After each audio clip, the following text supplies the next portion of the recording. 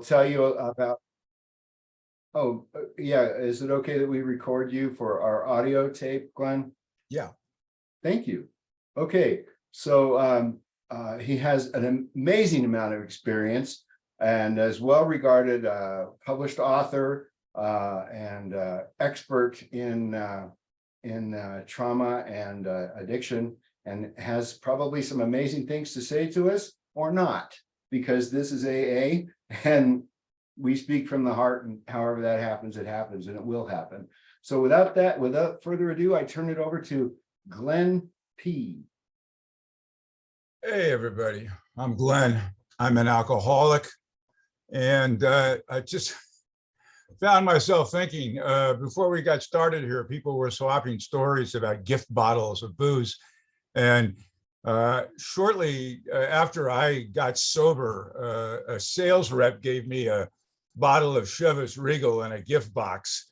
And it was at work. I just stuck it up on a shelf in a corner, and about 15 years later, we were moving to another building, and I was cleaning out my office, and there was this gift box of Chivas. And when I took it down, it was empty. Apparently, one of the maintenance workers had noticed it up there and had slowly worked his way through it over the years. I am not here to promote my book, but I think it's worth explaining to you that about a year and a half ago, I published a book called War and the Arc of Human Experience. And my last name is Peterson, Glenn Peterson. You can find it online. And it's about my experiences with the military, with the Vietnam War, with the trauma, and with alcohol. And for me, alcohol is woven into every step of this thing. But when I came in, I just celebrated 31 years in January, and by my calculation, I drank for about 30 years. So I have now been sober for longer than I drank, which is something I never imagined that I would. When I first started coming around to the rooms, an expression that I heard a lot, I hear it once in a while, but it doesn't seem to be as common, is people talking about being a garden variety alcoholic. And this was sometimes contrasted to those who were terminally unique. And it was pretty clear to me when I came in that I was terminally unique, and I really wanted to be a garden variety alcoholic. But after all these years, I have had to accept, as we like to say in here, the fact that I remain terminally unique. My experience with alcohol is probably a lot different than many of yours, but everything I know about this program is that anything any of us shares, there's got to be somebody here who identifies with it. So I grew up out on the West Coast in California, Northern California. My earliest ambition was to get out of that house, to get away. I'm not even entirely clear that why that was. It was just utterly important to me.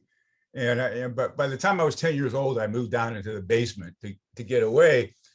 And I started drinking about 15. And a big part of that, major part of it was I understood that to get out of that house, I had to be an adult.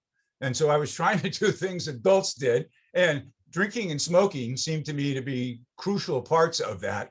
And so I started that very early on.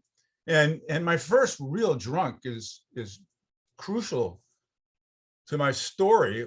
I was about 15, and I had gone off with some friends quite a distance from where I lived. And we had just enough money to buy a fifth of vodka, really cheap stuff. And we didn't even have any mixer. We just drank it. And the only point of it was to get drunk. And I managed to get very drunk. I had to take 3 buses to get back home. And I was really drunk and sick. And I was hanging out the window puking most of the way. But I made it home. And the next morning I had, the incredible hangover. Most of you probably remember that first hangover. And that day, my older brother and I had to go top some trees, climb up and cut the tops off of trees. And I got about 15 feet up in the tree, and I was really sick, and I knew I was going to fall out of that tree if I didn't get back down on the ground. So I came back down, and I remember standing there and having two very distinct feelings, thoughts at that time. On the one hand, I had this sense of achievement. I had a hangover. I had gotten drunk. I was a man, and that was what I was shooting for.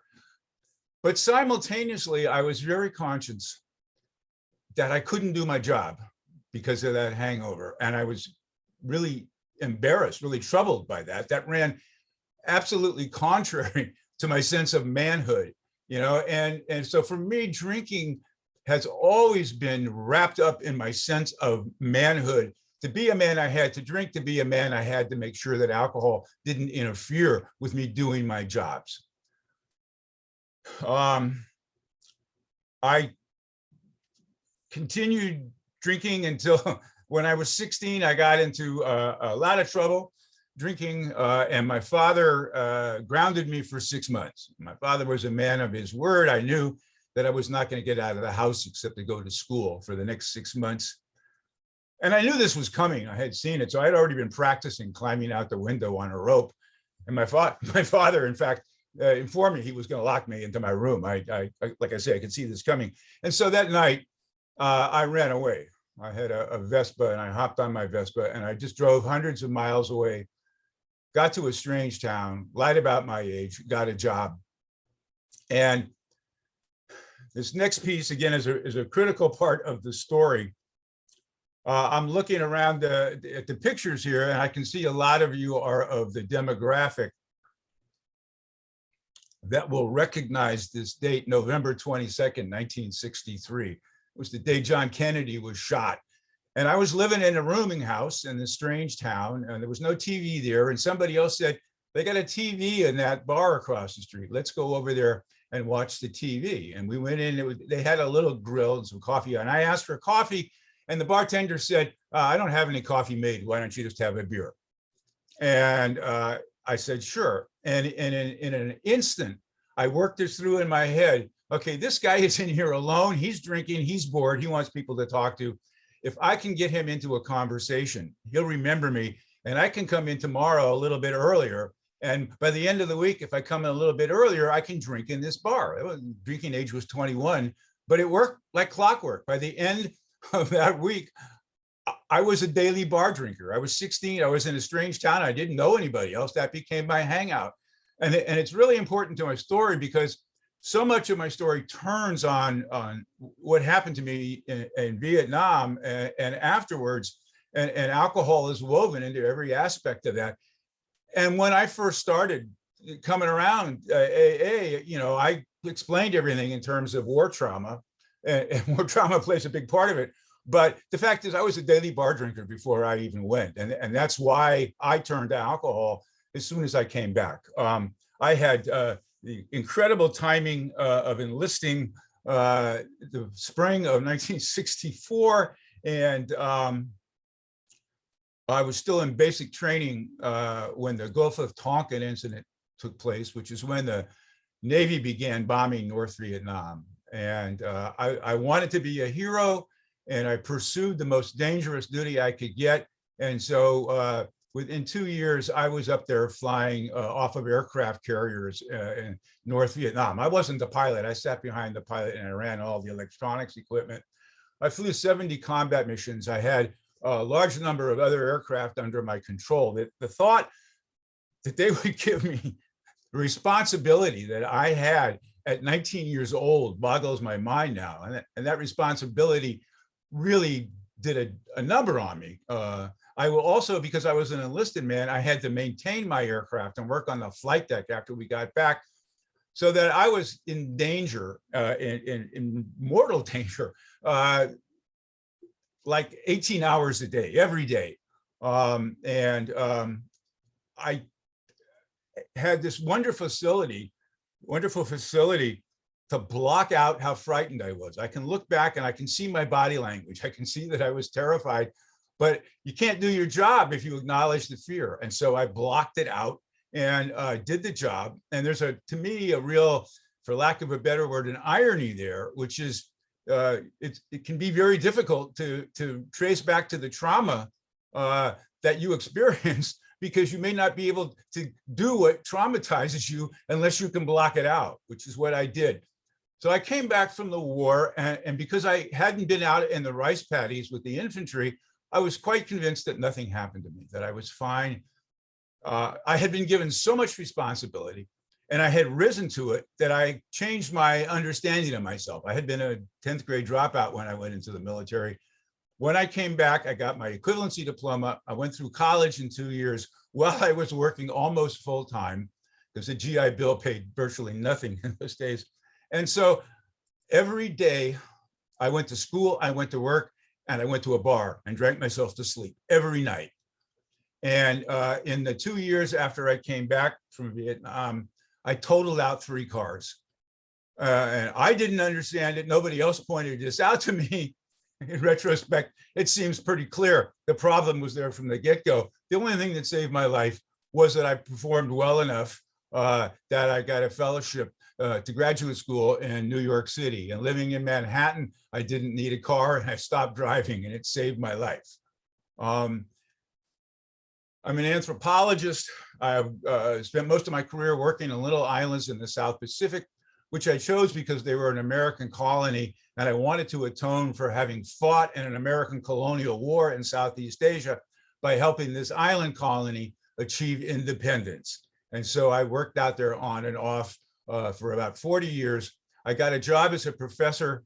I've been teaching in the same department for 45 years.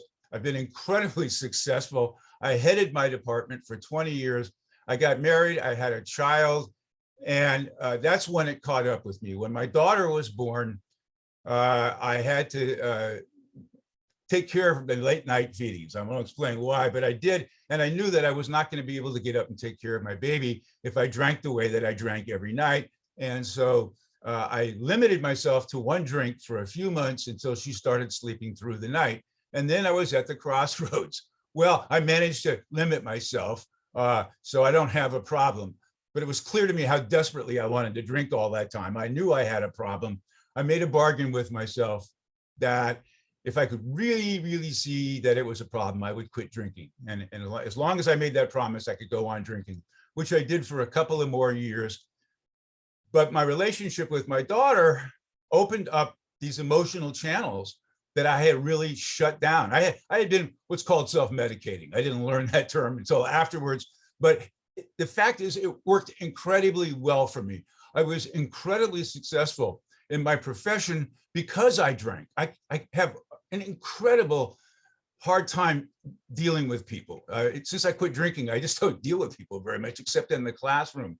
And I understand now that while I was drinking, I was able to do all the socializing and networking that was necessary to understand what I needed to do to become successful.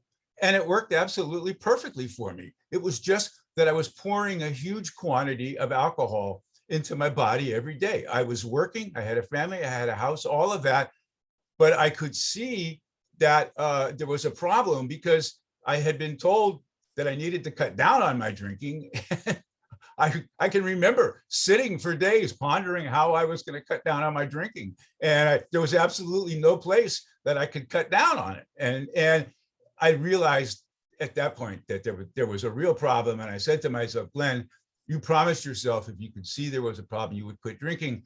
I had a glass of bourbon in my hand. It was January 1992, and I have not had a drink since I finished that glass of bourbon. And every thought that I had as I sat there recognizing that I was going to stop drinking was bleak. It was black. There was no future ahead of me because I knew full well that everything I did with other people involved alcohol and that I was not going to be able to interact. And that's what happened.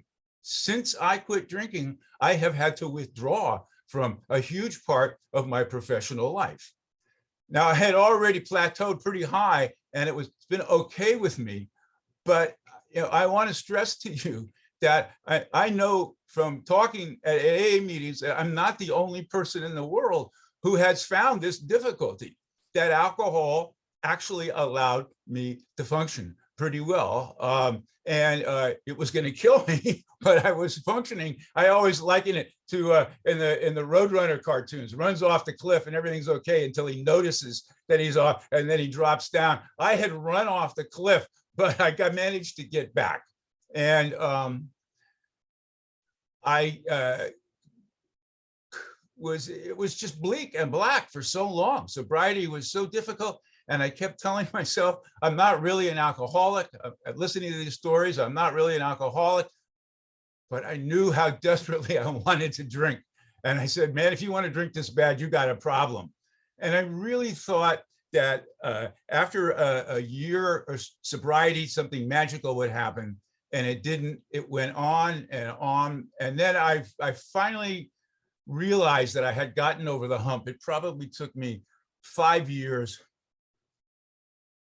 The building that I worked in had a big bar at the ground floor with a big plate glass window. And when I would leave the building to go walking to the train station to get home, I would pass this window full of people having a great time. And as long as I was looking in that window, I wanted to be in there with them. But I realized that as soon as I passed the window and couldn't see them anymore, I forgot about it. And I said, okay, you know, I've made this. And I understood, statistically speaking, that going to meetings was crucial, because I just kept on hearing stories of people who stopped going to meetings and decided that they could drink. I remember having a conversation at one meeting about some guys who had stopped coming around. And somebody said, well, they went out. And I said, well, how do we know they went out? You know, maybe they just found that they could drink successfully and they're okay. And somebody said, nah, he said, we're the kind of people, if you found you could drink successfully, you'd come back and tell us about it, right? And I've never forgotten that. And so I've been going for 31 years now on a regular basis to a couple of meetings a week. One's a secular meeting, the other one is not, but they actually mention God much less at the other meeting than they do at the secular meeting. I have real problems with authority, and I did not get a sponsor because I was pretty sure that if a sponsor told me to do something, I would do the opposite. I tried the steps. I went to step meetings for a while, and I realized that all I was doing was arguing, and that there wasn't much point in that. So my sobriety has, as far as I'm concerned, has been quite successful, but I've done it on my own. And there are people who would tell me that that's impossible, but I have to be true to myself, and it's worked. I've been sitting grading essays and really enjoying seeing the wonderful work that my students do. And one of the students just mentioned something that I had not heard of, and I had to look it up to see what it meant. He referred to the rocking chair test. I don't know if any of you have heard of that, but apparently the rocking chair test is to imagine yourself in your old age, sitting on your porch in a rocking chair and looking back on your life at the decisions that you have made and trying to see which decisions you made were good decisions, which decisions you made were bad decisions, but most importantly, were there decisions that you wish you had made that you hadn't, that you had lost out? And I thought about that, and I realized that I can honestly say that as far as I'm concerned, my decision to drink was really good. It worked for me. It almost killed me. I'm conscious of that, but it allowed me to become really good at what I am. And then I got to that decision to stop drinking, and I did it at the right time. I decided to run away from home. I decided to get a divorce. I decided to remarry. I've done some of those while I was drinking and some of them while I was sober. I guess I'll wind this up for you by saying a few words about acceptance, which seems to be a big concept in AA. And I look at the Serenity Prayer and I say, I like the part that says the courage to change and the wisdom to know the difference. You know, I don't accept anything. I don't turn anything over to anybody. I got where I am by living by my wits, and, and I'm proud of it. And I'm going to continue on this path, and that's why I say that I'm probably terminally unique, because I don't hear many people at AA meetings talking as positively as I have about drinking, and as dubious as I am about not drinking, but I've made my way through. So that's my story, folks. Oh, thank you so much. Thanks, Glenn. Appreciate your share. So it sounds